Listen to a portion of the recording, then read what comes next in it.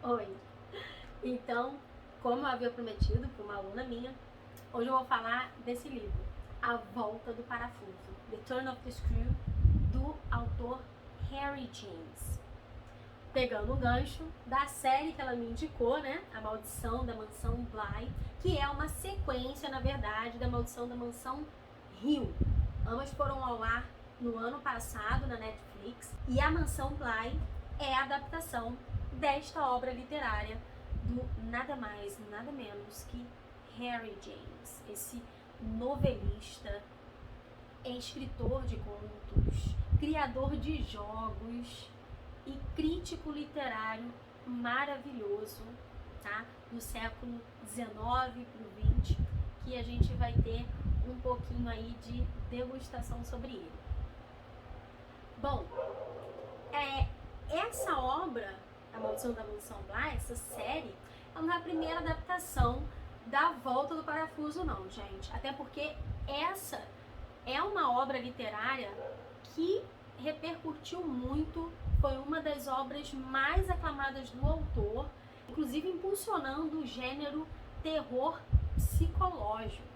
E ali rendeu bastante adaptações. Os Inocentes, de 1961, Os Outros, de 2001, e A Chave Mestra, de 2005, meu Deus, A Chave Mestra me deu bons pesadelos, são algumas das adaptações mais famosas de A Volta do Parafuso. Os Inocentes, de 1961, é uma adaptação fidedigna à história do livro. Então, vale super a pena ver. É uma obra cinematográfica muito legal, corresponde bastante à história do livro. Já Os Outros, de 2001, e A Chave Mestra, de 2005, são adaptações com modificações na história. Então, elas têm uma história, um enredo modificado, diferente do enredo da obra literária, do livro. Mantendo o enredo principal, né? O cerne ali, a essência. Todas as histórias, todas essas adaptações, lembrando que Os Inocentes é uma adaptação fidedigna, né? Que vai e segue a história certinha. Mas todas as outras, Os Outros e a Chave Mestra, mantém a essência, né? A mansão como sendo uma personagem. A gente já falou de gótico, e aí a gente sabe que às vezes a casa ou uma cidade, né, um local é um personagem, e nesse caso a maldição da mansão Bly. Então o nome foi mantido, inclusive, né? Mansão Bly, porque é em Bly, na Inglaterra, e mantém o enredo principal, né? O cerne ali do enredo, a essência, que é a mansão como personagem e o que acontece ali em volta. E eu não vou dar spoiler não, tá, gente? Para vocês ficarem curiosos. Acontece parecido, no entanto, eles mudam um pouco. Às vezes é o tempo, né, a época em que se passa, muda também os personagens, a situação de cada personagem, né? Então, nesses outros dois filmes, modifica. É importante que a gente fale, então, um pouquinho do autor, porque vocês se lembram que é preciso compreender um pouco do autor sempre, da vida dele, o que ele quer dizer, qual é o tema, né, das obras dele, que tipo de vida ele levou e por que ele aborda aquele tema da forma como ele aborda. É sempre muito interessante a gente saber isso aí. Então, lembrando que Harry James é um escritor que nasce em 1943 em Nova York, então ele é norte-americano. Portanto, ele é um apaixonado pela Inglaterra, né? Ele viveu em Londres muito tempo. Na sua adolescência toda, ele ficou permutando entre, né, esses dois mundos, né? América do Norte e Europa, né? Chegou a estudar em vários países da Europa. Genebra, Londres, Paris, Roma. E na sua adolescência estudando em Genebra, Bolonha, Paris, vários lugares da Europa. Mas pasmem, ele estudou em Harvard, ele fez direito, né? Na Harvard Law School. Pois é, mas só que ele fez um ano só, porque depois ele percebeu que a literatura era sua grande paixão. E desde cedo ele sempre gostou muito de ler, então ele lia os clássicos ingleses, americanos, e gostava muito dos clássicos, das traduções dos clássicos russos. Tá aí uma outra referência pra gente fazer um vídeo qualquer hora, né, que tem em quem assiste ou já assistiu Gilmore Girls, eles fazem bastante referência à importância de quem estuda literatura estudar e ler os clássicos russos, né, gente? Qualquer hora a gente fala disso aí. Então, nessas idas e vindas para América do Norte e Europa, especialmente aí Londres, Harry James acaba abordando muito essa temática, né, do norte-americano encantado e atraído pela cultura do velho mundo, né? O colonizador, assim como a gente, né, vê Portugal como velho mundo, nós brasileiros fomos colonizados por Portugal, então os colônias de Portugal, e somos o novo mundo, portanto, né? Para os norte-americanos, a Inglaterra era o velho mundo aí que atrai e às vezes trai, segundo Harry James, né? E nessas idas e vindas dele, ele acabou abordando bastante essa temática e ele se interessava muito pelos valores e pela cultura, né, do velho mundo, trazendo bastante isso para as suas obras. Inclusive, Harry James dizia considerar a América do Norte um lugar hostil para um homem que se interessava por viver de estudos literários. Na França, em Paris, Harry James teve a oportunidade de conhecer grandes nomes, como Flaubert, por exemplo, e ele era um grande apaixonado pela cultura inglesa, considerando Londres uma espécie de capital da raça humana, sabe, onde todas as pessoas de todos os lugares do mundo se encontram e estão ali compartilhando suas culturas.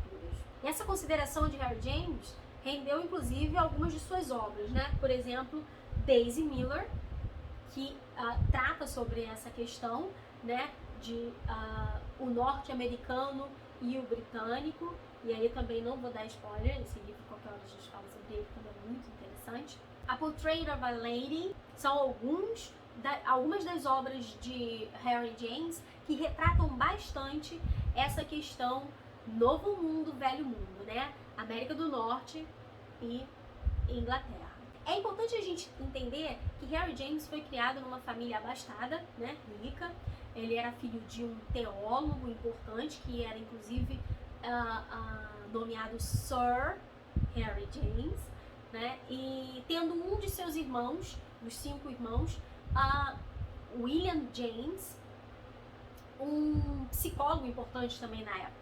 Por ser um amante da cultura inglesa e por trazer isso tão bem escrito, né, ele é considerado um escritor brilhante, né, na sua época e na Inglaterra, Harry James acabou se naturalizando inglês em 1915, né, com a irrupção da Primeira Guerra. Infelizmente, teve um colapso, né, com os terrores da guerra, e acaba em 1916 falecendo. Enquanto aguardava a morte, Harry James fala sua última frase: "So, this is it at last, the distinguished thing." Bom, a questão é que a volta do parafuso ficou sendo considerado uma das suas grandes obras-primas, como eu falei, trazendo inclusive esse gênero terror psicológico à tona. E também foi considerado um dos seus livros mais controversos. E aí, inclusive, em uma de suas considerações sobre esse livro. Oscar Wilde, que é o escritor de, para quem não conhece Oscar Wilde, uma das suas obras famosas é o Retrato de Dorian Gray. Ele fala assim sobre, e tem até no livro, né, na contracapa, você encontra essa fala aí essa consideração do Oscar Wilde sobre o livro, né?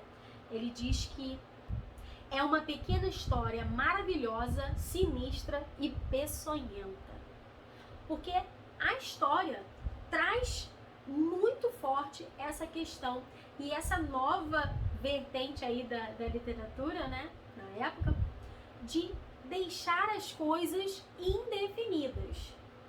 E essa história é desse jeito. Você chega ao final e você não sabe exatamente se se trata de uma questão psicológica mesmo, né? Se a personagem tem problemas, se ela tem algum distúrbio, se na verdade aquilo tudo é na cabeça dela, ou se as coisas realmente aconteceram. Então fica uma questão: é uma história de fantasma ou é uma história sobre questões da mente? Sob uma análise freudiana, a história gira em torno da repressão sexual da personagem, que faz com que torna ela uma personagem um tanto suspeita, né? E fica a seu critério. Na sinopse escrita por Chico Lopes, que é o tradutor da Volta do Parafuso, né? Esse livro aqui, inclusive, ele é bilíngue, tá, gente? Aqui no meio tem em português e do lado em inglês. Comparado. O Chico Lopes, inclusive, coloca uma fala de Harry James, porque, como eu falei no início, Harry James também era crítico literário, né? E ele mesmo fala o seguinte, gente, de acordo com o Chico Lopes, o próprio Harry James, né, em A Arte do Romance, um dos seus trabalhos de crítica literária mais elogiados, o próprio James, ao falar sobre a gênese de A Volta do Parafuso, não se detém nesse aspecto do fantasma, né, gente? Revelando apenas um desejo de tecer uma fantasia, como um conto de fadas, sobre uma remota história de fantasma que lhe fora narrada, da qual conservara lembranças vagas. Então, de acordo com Chico Lopes, nada indica que levasse fantasmas a sério e pensava mais na qualidade de artista refinado, em fazer uma incursão menos previsível por um gênero literário narrado pela fantasia.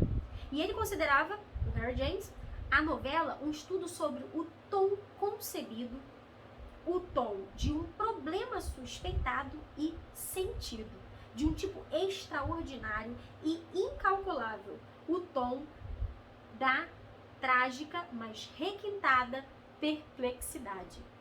Então, gente, é nesse tom enigmático que Harry James escreve A Volta do Parafuso. Esse livro, ele não é um livrão, né? Não vai demorar muito pra você ler. Você vai ler ele rapidinho.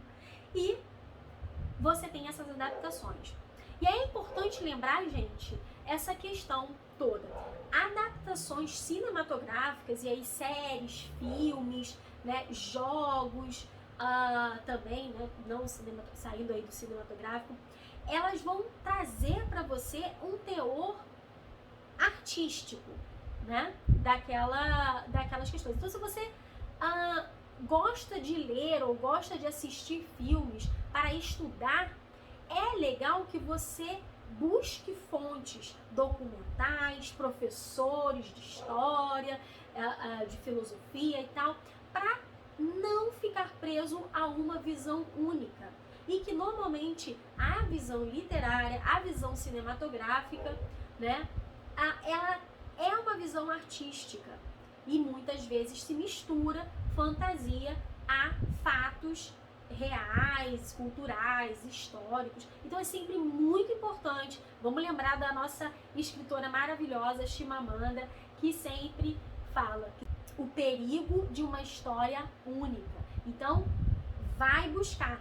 Gosta de um assunto, gosta de Harry James, vai buscar sobre documentos, história, professores de história que possam falar um pouco sobre, para saber sobre esse background histórico dele, cultural, né? E a gente falou um pouquinho aqui por que ele tem essa visão dos dois mundos, velho mundo, né, novo mundo. Então, você pode assistir a Mansão Bly agora com esse background literário.